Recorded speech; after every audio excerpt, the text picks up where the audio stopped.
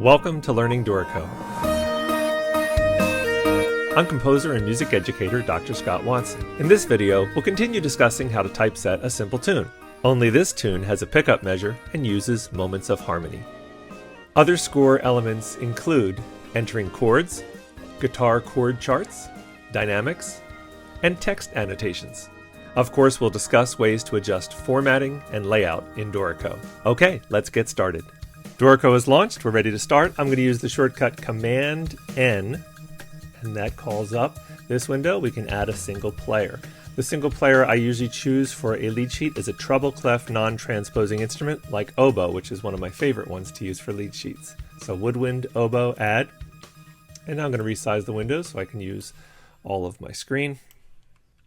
Okay, we are in setup mode. I'm going to use the Command 2 shortcut to get to write mode. And at this point, let's do some project setup tasks. Get rid of that flow title, get rid of the oboe staff name, because I don't want that on a lead sheet. And I also want to tell it how I want measure numbers to appear. So Shift Command L gets into layout options. Under page setup, we're going to go down to flows, and we're going to say, let's never have the flow title appear. The flow title is like movement 1, movement 2, but in a lead sheet, you only have one movement. For staves and systems, we're going to say let's not show that oboe staff label either on the first system or subsequent systems. And then finally, bar numbers or measure numbers, I like them to appear underneath the system rather than above it like it defaults to. So make those changes, apply, and we're ready. Let's go ahead and name the project. That's Command I for the project info. We're going to call it Happy Birthday. And composer, just traditional. Arranger, I will put my name. Arranged by Scott Watson. And that's about it. I'm not going to worry about the flow title because I deleted it, right? So we got everything we need here. Say apply, close, and we're ready. I want to use popovers to add a few of the basics like meter. So Shift M, and let's put it in 3/4. And key, Shift K. Let's put it in the key of D major, capital D. And tempo, that's Shift T. Let's say Andante. Oh, look, we have a preset that pops up. Andante moderato, quarter note equals 96. Maybe I used that before, or maybe that's just offered as a preset. Anyway, you could type it in if you want to, but Q for quarter note, right? If you look in there, that Q for quarter note or E for eighth note is as you like it. Bars, this is approximately only 8 or 9 measures. I think I'm going to just Shift B and let's just add 9 measures. We can delete measures later. Okay, the first measure is a pickup, and I want to show you how to add a pickup measure. So we'll select the first measure and we'll do Shift M for meter. Here I'm going to do 3/4, comma, and I'm going to say how many beats of pickup I want. I want just 1 beat. And now I have a 1 beat pickup measure that still says 3/4. Isn't that cool? Another thing that sort of falls under the score setup that I like to do is notice that the arranger does not appear there. That's because there is not by default a field for the arranger in Dorico's engraver template, even though it was in the project info, right? So let's go to engrave mode, Command 3, and we'll see, let me close this panel off on the right so we can see, there is what's called a token for the composer, right?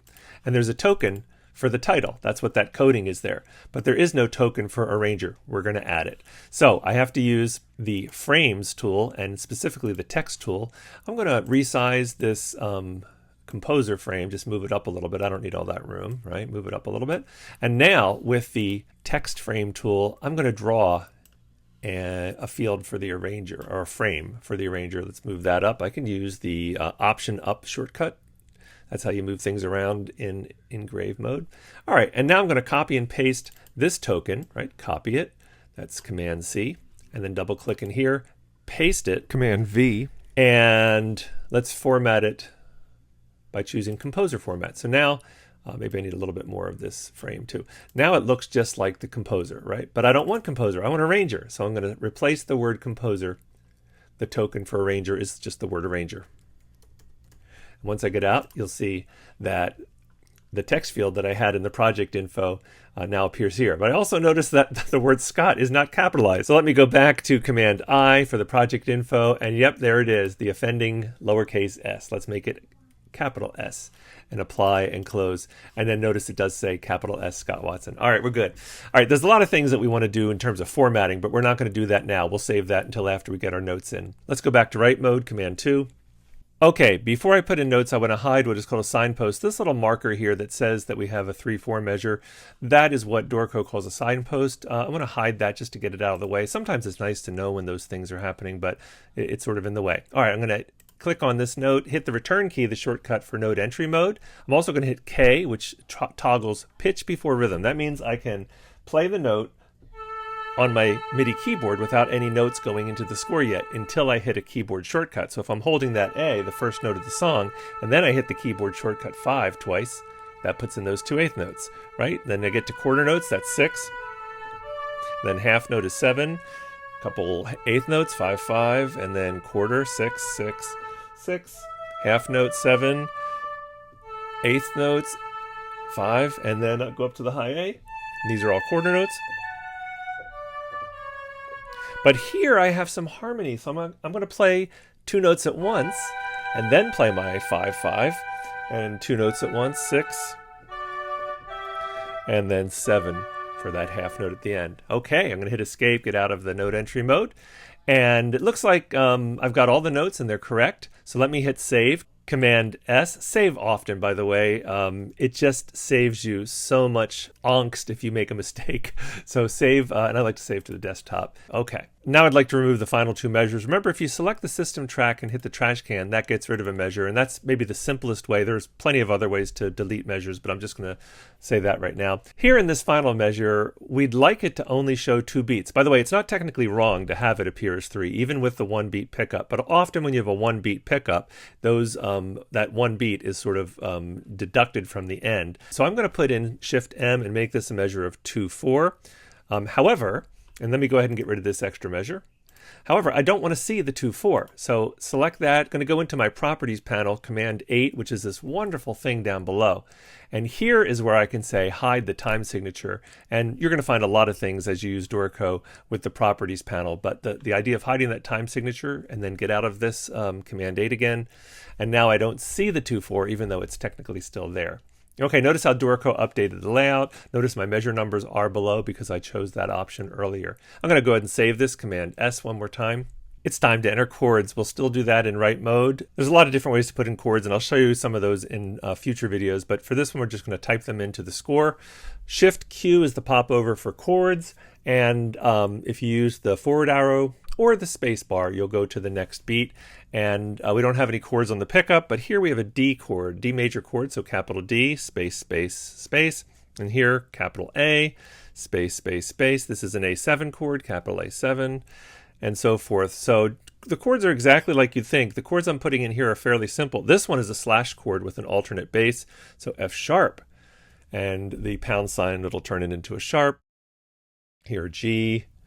And then in this next measure, another slash chord, D/A, and finally D. Okay, and escape, and there's our chords. Notice these 2 measures, D and then D/F sharp. The D doesn't appear. That's by default in Dorico. A lot of people would rather see D/F sharp there. Let's go into engraving options, Shift Command E. And then under chord symbols, if you look down at alternate bass notes, you'll see this is why. This is the default, and I actually don't like that. I like this. So I'm going to ask it to reiterate the chord even when there's a different bass, and apply. And we go back, and there it is, the way we want it to appear. Go ahead and save. This lead sheet also has guitar chord charts. How do we make those appear? Let's go back to setup mode, Command 1, and then this thing here is called the instrument card. I'm going to go ahead and Control click on it, or you could right click on it. And there you could say chord diagrams, and there's all sorts of options. We're just going to say standard guitar tuning, and it causes our chord diagrams to appear. Command 2 to go back into write mode. That looks great. By the way, if you select a chord diagram and do Option Q, it cycles through the different ways that the chord could be played, and we're going to just use the most standard one. Next, I'd like to go through the score and add various score expressions. We're going to start with dynamics. Shift D for dynamics, that's the popover. Type in MF, hit return, and you've got it. Let's stick with dynamics from this beat until this beat. So I'm shift clicking to select all of those. I want to put a crescendo. Shift D, I use the left angle. and hit return. I've got my crescendo.